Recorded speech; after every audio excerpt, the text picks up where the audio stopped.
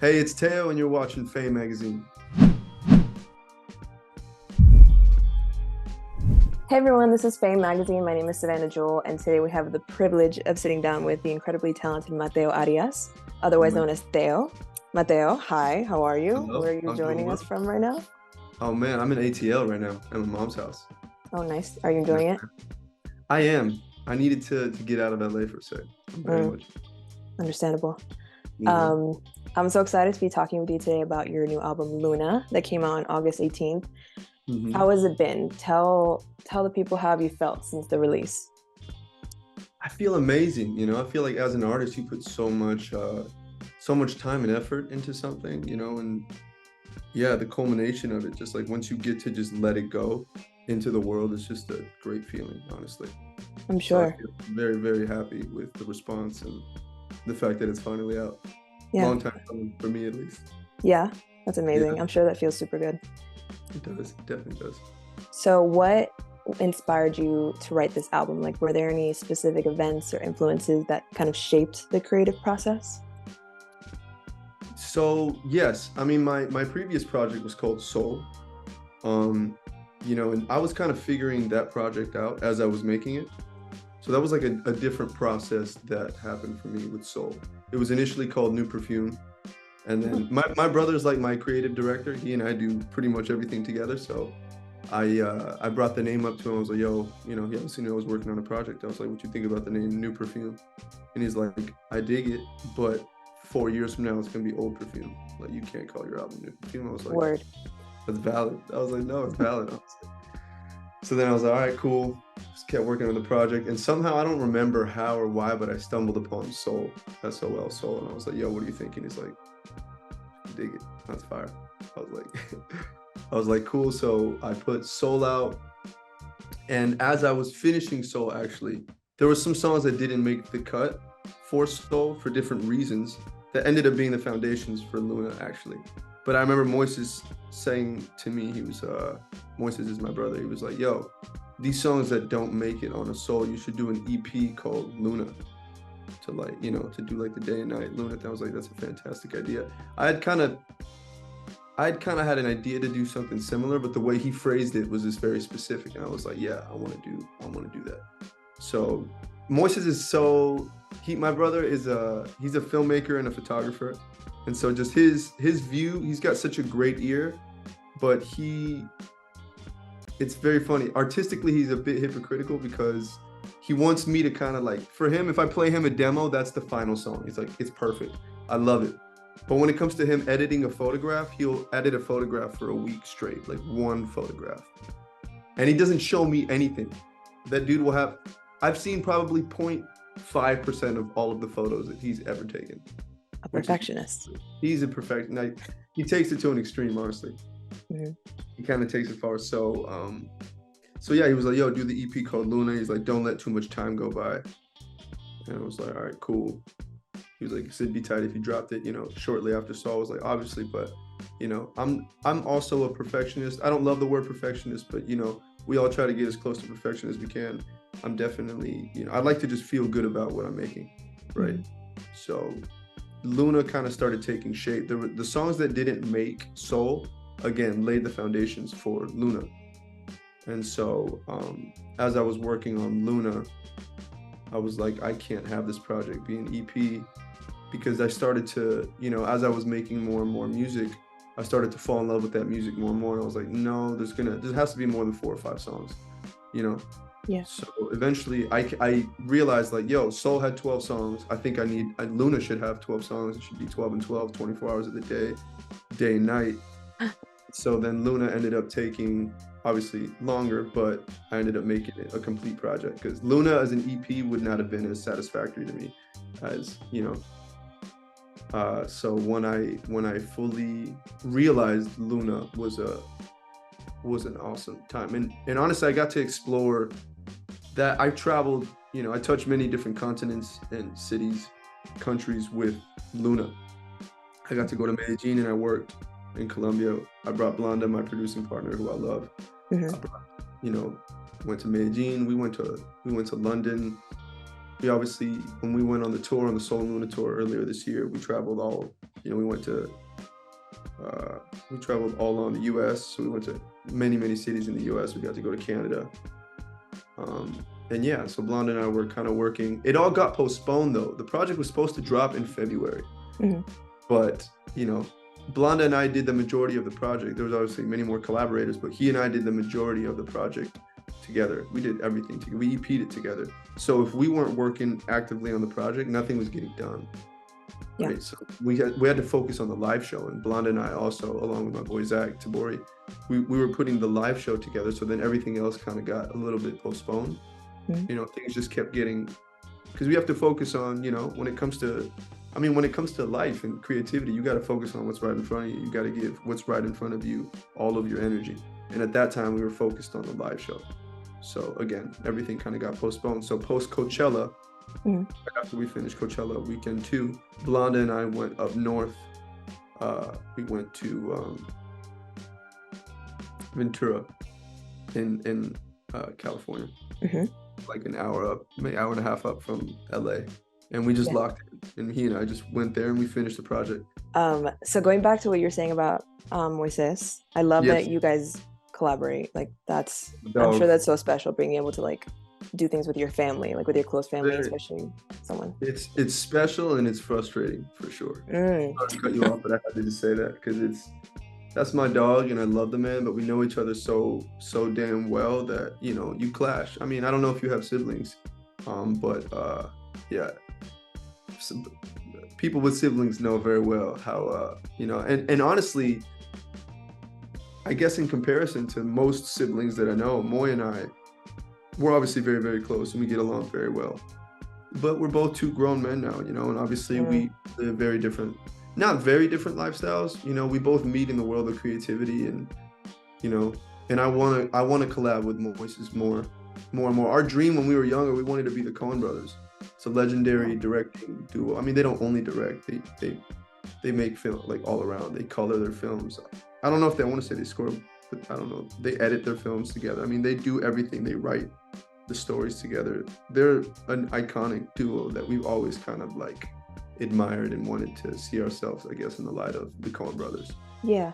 Yeah. So me and Moy, yeah. I mean, we do very well when we decide to work together. And when we can get past each other's kind of creative, I feel like I'm a little more lenient. He's a bit more, you know, he's a sharper energy than I am. When it comes to creativity, especially, he's so opinionated, and I love that. Yeah. And he's a director, so he needs to be that. To do what he does, he needs to be that opinionated, kind of strong, stern being, you know. And I feel like he does it well. He wears that hat very well. I feel like watching you both thrive is like so comforting, because you both are like my childhood, like Rico, and then like Kicking It, you know, of course. You watch Kicking It? That's tight. Of course I have, of course. Are you kidding? Right. Of course I watched Kicking It. When it was, you know, when it was popular, when it was a thing, of course. But of course, like Hannah Montana, like. Hannah Montana, that's a different monster though, man. Hannah Montana, when I say it defined a generation, I quite literally, it is objective truth. You know what I mean? Straight up. Hannah Montana is actually like one of the most, I mean, yeah, the amount of records and the amount of just everything that it broke, it shattered life when that show, you know what I mean? When it hit its peak, it was like impactfully relevant and impactfully, I can't find the word right now, but it changed the game. Yeah. It's an iconic show. Yeah. So kind of coming back to Luna, yes. I wanted to know, I noticed on like these tracks, each is sung in a language, like in one language versus like past albums that are. I love that you noticed that. Yeah, of course. So like hooks in Spanish, other parts in English that was before, and now like you're only using one language for each track. So I just wanted to know why you chose to do that. Yeah, I love that question. Thank you for asking that, because it was a very conscious decision that I made for Luna, as opposed to Soul and as opposed to, you know, everything that I've done in the past. Yeah, I think it was just one of those things that approaching Luna for this specific project, and for me specifically, I'm speaking here, I was very turned off by the idea of Spanglish, because to some extent it felt like a cheat code to me. And what I mean by that is if you were to encounter writer's block, you could kind of just be like, okay, cool. If you're kind of trying to figure something out, you just be like, oh, let me switch the language. Let me like throw a little phrase in Spanish in there. And then all of a sudden it's like, and it felt, for me, again, it felt cheap for me. In that moment, I was like, no, I want to push myself to, really get a full record in Spanish and a full song in English. And I want to create specific worlds for them, even though they will exist together on a project and a body of work. I wanted each song to be a world of its own, kind of, a memory, if you will, or an experience of its own. Mateo, in your songwriting, you talk a lot about, to an extent, right, love and or loss, and you mentioned it's easy for you to make a sad record. Can you tell us how your own experiences have influenced your music and the messages that you convey to your listeners in terms of love and loss? Yeah. I mean, I don't think there's anything more relatable than those topics, right? I feel like that is the human experience to, to some varying extent, but that is the human experience. I feel like the center of the human experience can be, and, I think at some point should be or will be that. I've had, and when I speak about love too, it's not, obviously it does involve intimacy with another person, and my past relationships that I've had, or present relationships that I have. But also, I talk about this a lot, but my dad is a very spiritual being, and he kind of put me on a path at an early age when I was like 8 or 9, and I kind of took it on my own and explored that path on my own. And so when I make songs and when I write from that perspective of love and loss, like I said, it does contain a lot of human experience, but then it also contains a lot of, I don't know if the word is ephemeral, but kind of like, it's kind of a space that's less, a space that's a little more difficult to verbalize. And that's why I say that even if the lyric isn't specifically about something of a spirited energy, the frequency of the music, and it's always embedded in the frequency of the song, and kind of the energy of the song usually always carries that, because again, I do consider myself to be a very spirited being, in the sense of like, I do really, really love, even like Indian culture, where a lot of, I feel like they've spearheaded really the spiritual space, because they've, the history of India is so rich, and they've really, I feel like it's a very introspective culture. They've really gone deep and dove into these aspects of life. Anyway, my dad has gone to India to study, and again, he's influenced my life tremendously. And so, when I talk about love and loss, like I said,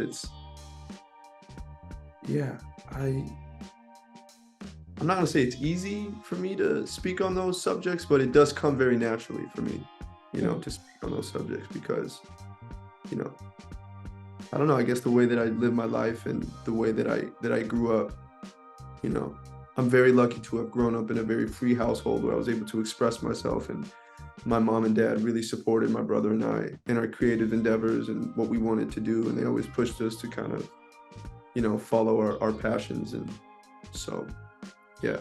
It must be like a relieving outlet to an extent for you, being able to write music about like experiences in your life, and doing it like comfortably, and have like, I feel like, positive feedback from people that do listen to it, I'm sure that's special. You've released 2 albums right before this one. Theo, your self-titled. And then Soul. I know Soul is like kind of the other side of the coin to Luna, but do you feel like your sound has evolved since Soul and Theo? Absolutely, yeah, absolutely. I feel like it has evolved, and it feels like a really nice progression. I feel like, obviously in my head I have an idea of how the musical arc of the Theo story kind of goes, and I feel like any artist, will look back on their past work and have something to say, whether it be positive, negative, or indifferent, whatever it may be. I try to look at my past work in as positive a light as I can. Sometimes it's difficult because you're always, you know, as you evolve, you look back. I mean, we all look back at younger versions of ourselves and we're like, damn, you know, if we only knew whatever, you know. So to say I've come a long way in my own personal musical journey, it's a great feeling.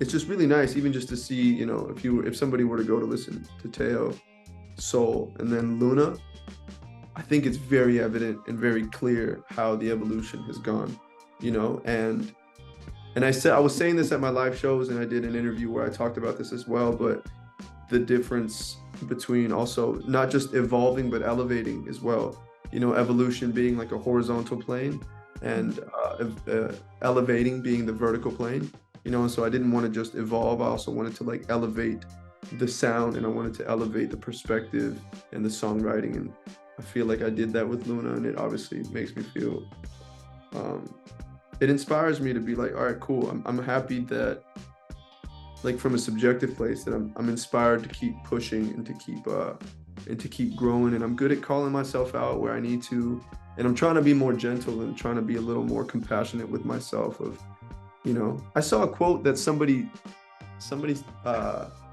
posted a quote of Beethoven, and I'm gonna butcher the quote, but it's basically like, it was basically saying that as a musician, you really, to some extent, you see the end goal, and you see how infinite the creative endeavor kind of is, and so you always feel like you failed to, you know, to some level. You always feel like you could have done more, because, and it says, again, I'm absolutely butchering the quote, even though people may praise the work or whatever, you yourself, you always know that, again, the creative journey is so infinite and creativity is so expansive that you'll never quite reach it. You know, you can never fully grasp the potential of what you're able to do. All we can do is kind of like keep aspiring to get to the level, if you will. But so with Luna, this is the best that I've ever felt about dropping a body of work. Another thing that I've been speaking on with this specific project is, somebody asked me as right before the project came out, but once it was done, we were at the listening party, and someone said like, yo, are you relieved that you finished Luna? Like, are you relieved that it's all done? And I was like, and I kind of thought to myself, and I was like, you know, for the first time, I'm not relieved, I'm satisfied. And there's a huge distinction between relief and satisfaction, because relief carries the energy of, you know, of tension and kind of like, damn, I'm so glad that this shit is over, because it was a headache to deal with. But I was like, no, I didn't experience any of that, because Teo, self-titled, and Soul taught me so much about the creative process that I was able to, when I approached Luna, and when me and Blonda really went in and did the deep dive into Luna, we were able to avoid many pitfalls that I had ran into before, you know, kind of like getting stuck on something and not really knowing how to flip it, or how to expand on the idea, right? And we were so good at pivoting on Luna, of knowing, again, where the dead ends were and not getting caught up in those. So I didn't feel relief, I felt satisfaction with Luna. Because even today, like, it's harder for me to listen to Soul and Self-Titled. I love those projects, but it's a little more difficult for me to just go and run the music versus Luna. And I've heard many artists voice this, that once, because again, every song on Luna, I've heard at least 2,000 times, you know, every single song, because you know, so it's really difficult to, you know, sometimes as the artist and as the person who kind of created the music, it's really hard to hear it with fresh ears. You know, it's nearly impossible actually to hear it objectively and just be like, all right, let me put myself in the position of the listener who's hearing it for the first time. It's so hard. You got to be really tapped in, you know, to be able to do that. And it happens. And with Luna, I'm able to play the project top to bottom and feel great about it, which is, for me as an artist, that's how I know that I'm going in the right direction, if you will, because of that. Even just that feeling alone indicates that, you know, that that there's been some evolution, I'm stoked. And again, the trajectory hopefully keeps going in that direction.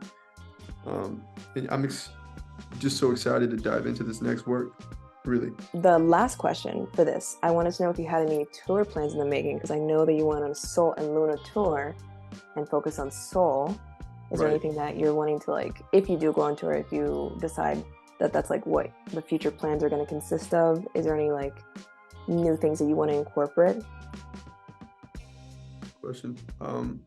So happily and sadly, again, Luna was supposed to come out months ago, and it was supposed to kind of coincide. It was supposed to be like, the project was supposed to be in line with the tour. So the project was initially supposed to drop like 2 weeks into the tour, but again, everything got postponed. So it was going to be the whole vision of it when we planned the tour. And obviously when you tour, you have to plan it several months in advance, if not more. So it's hard to call it. And it would have been amazing. I'm happy with how everything turned out, but it would have been great if the project, because then it would have really been the Soul and Luna tour. But what was awesome about the Soul and Luna tour was that I got to play, I had like a listening session in the middle of the shows, you know, where I got to play just a couple of songs off of Luna: Don't Stare Too Long, La Espera, Me and Your Maker, Some Nights, Final Step. I got to play those records for the people. And so I feel like for whoever got to attend the show and then heard Luna recently, I feel like it might have been a cool experience for them listening back and being like, damn, I got to hear this at the show, you know? Sure. I had a couple people send me messages that was like, yo, so tight to hear, you know, the finished song after having had that experience. Amazing. Yeah, but tour plans, I have a festival that I'm playing in Miami in October. So that's the next show that I'll be doing. Other than that, again, I feel like I feel people wanting me to announce a tour. I'm not going to announce a tour just yet. I have something in the works for next year, probably around this next project that I want to drop. So we'll see. I have great people on my team that are like trying to get me to, you know, but people probably can't imagine the how satisfying and difficult touring is. Touring is a different monster, man. It's really a beast. Like, touring is a beast, and I have tremendous respect for the ocean and for touring. You know what I mean? It's just like, as scary as the ocean is, I'm just saying, like, they're completely different things. You know, they're two different things, but what I mean of, like, you know how like some people are like, yo, you gotta respect the ocean because it's scary as fuck. Yes. You gotta respect touring because it's a beast, like the ocean. That was the it's also two different things, but the connection I was trying to make was just saying, no, I get it. And it needs to be respected. Yeah, I'm sure. It's not an easy endeavor, you know. And so when it comes to touring, again, I have great people on my team that help curate the best experience possible for me and for people and for my team. So yeah, we're gonna do it right. When we do it, we're gonna do it right.